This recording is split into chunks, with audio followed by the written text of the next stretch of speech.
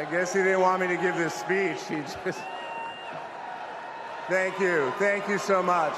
Hello. Thank you. Hello to my big, beautiful, blended family up there. I love you so much. Aren't you proud of Cole? Wow. And a special shout out to my mother. I see you. My mother is the only person in the whole world who thinks Kamala is the lucky one for marrying me. And to Kamala, who, well, we just saw where she is. She's out on the trail listening to and talking with voters. Honey, I can't wait for you to come back to Chicago because we're having a great time here.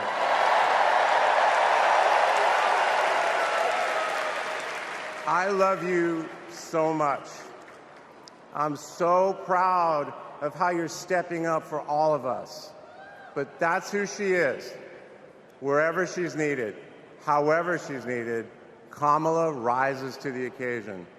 And she did it for me and our family. And now that the country needs her, she's showing you what we already know. She's ready to lead. She brings both joy and toughness to this task, and she will be a great president we will all be proud of. Now, I'm the son of two Brooklynites, Mike and Barb. They've been together almost 70 years. My dad worked in the shoe business in Manhattan, and he moved our family out to New Jersey. Where's New Jersey? I see you out there. When I was a little kid. And in a lot of ways, I had a typical Jersey suburban childhood. I biked around the neighborhood. I took the bus to Hebrew school. And I rode to Little League practice in the way back of my coach's wood-paneled station wagon. And if we did well, we got to have a Slurpee after. In my neighborhood, everyone left their garage door open. Wherever you ended up at dinner time, that's the family that fed you. Everyone took care of everyone else. And the guys I grew up with are still my best friends. The group chat is active every day, and it's probably blowing up right now, guys. When my dad had to get a new job, we moved across the country to LA.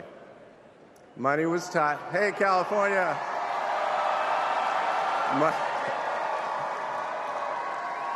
Money was tight, so I worked at McDonald's in high school for some extra cash.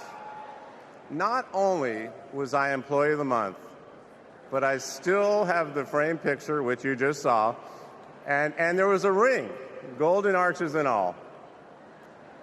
And then I waited tables, parked cars. I was working full-time so I could afford to go to college part-time.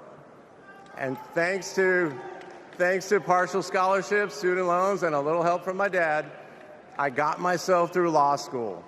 And I got my first job as a lawyer, which is also where I met the guys in my fantasy football league. And a lot has changed in our lives since the early 90s, but my team name is still Nirvana. Yes, after the band. I worked hard, and I love being a lawyer. And by the way, I still get to be part of the profession by teaching students at Georgetown Law School. I got married, became a dad to Cole and Ella. Unfortunately, I went through a divorce, but eventually started worrying about how I would make it all work. And that's when something unexpected happened. In 2013, I walked into a contentious client meeting. We worked through the issue, and by the end of the meeting, the now happy client offered to set me up on a blind date, which is how I ended up with Kamala Harris's phone number. Now, for generations, people have debated when to call the person you're being set up with. And never in history has anyone suggested 8:30 a.m. And yet, that's when I dialed. I got Kamala's voicemail, and I just started rambling. Hey, it's Doug. I'm on my way to an early meeting. Again, it's Doug. I remember I was trying to grab the words out of the air and just put them back in my mouth. And for what seemed like far too many minutes, I hung up. By the way, Kamala saved that voicemail, and she makes me listen to it on every anniversary. But that message wasn't the only unusual thing about that day. Now, Kamala, who normally would have been working hard at her office, just happened to be waiting at her apartment for a contractor to do some work on her kitchen. I was eating at my desk, which was not a regular occurrence for a busy lawyer like me who appreciated a good business lunch. But that's when she called me back. And we talked for an hour, and we laughed. Well, you know that laugh.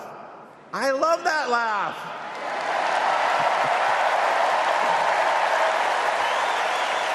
And maybe that counted as our first date. Or maybe it was that Saturday night when I picked her up and told her, buckle up, I'm a really bad driver.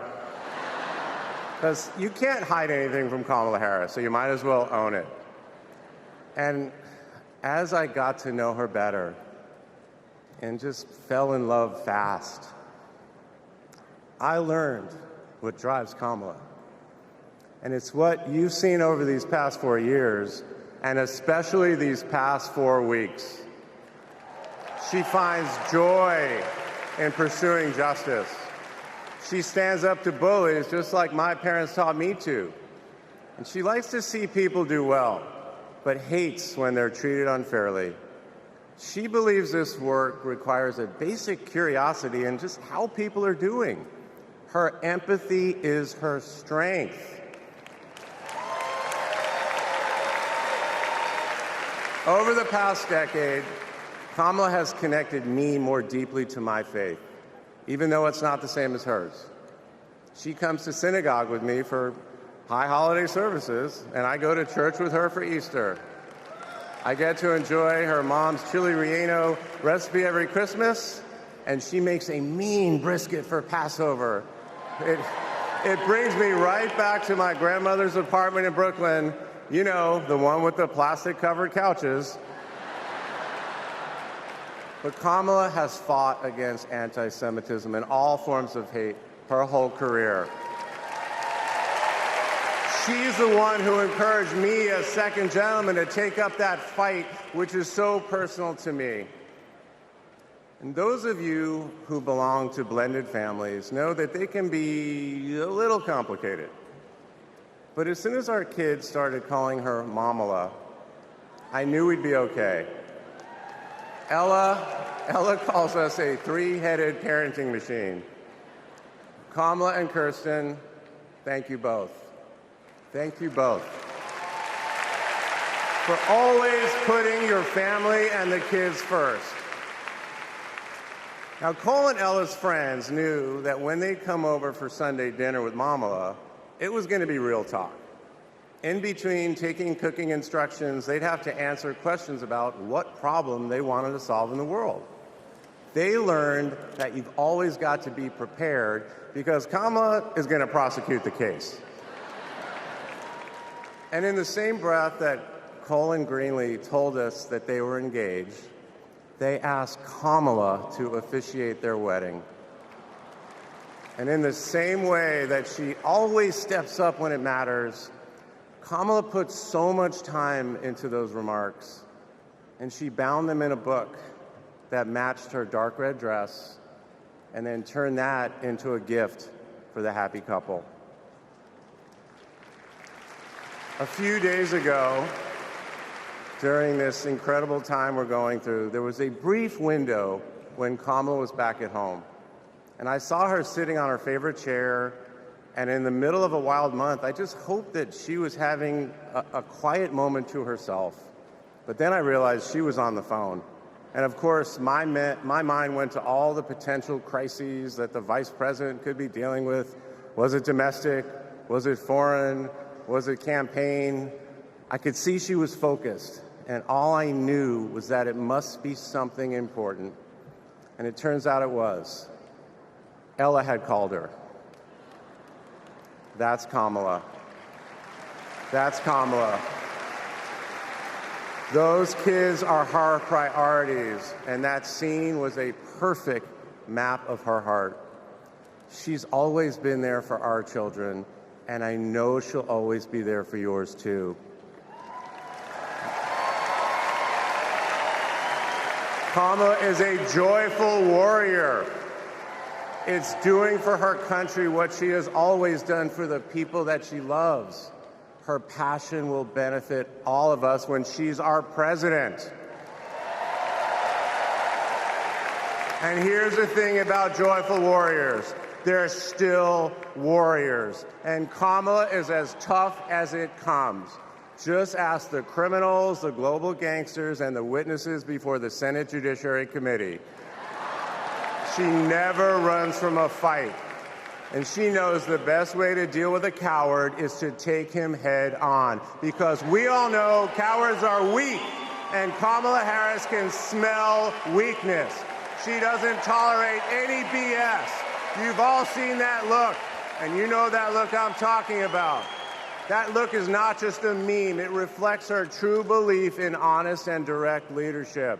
And it's also why she will not be distracted by nonsense. Kamala knows that in order to win, we cannot lose focus.